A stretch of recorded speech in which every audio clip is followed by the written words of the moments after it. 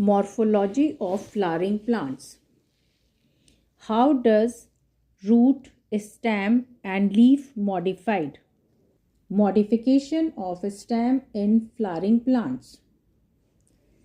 It develops from the plumule. The main function of the stem is spreading out branches bearing leaves, flowers and fruits. On the basis of their characteristics, stems are of 6 kinds. Number 1, for food storage, underground stem.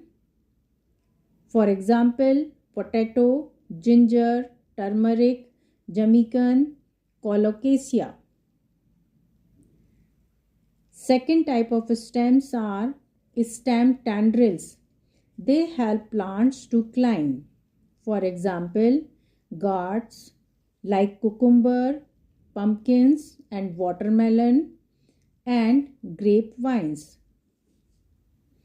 Third kind of stems are called thorns. These thorns protect plants from browsing animals. For example, citrus and bougainvillea. Fourth kind of stem are phylloclade. They perform photosynthesis. For example, opuntia. These are flat kind of stem. Euphorbia. These are cylindrical kind of stem. Fifth kind of stem are offset.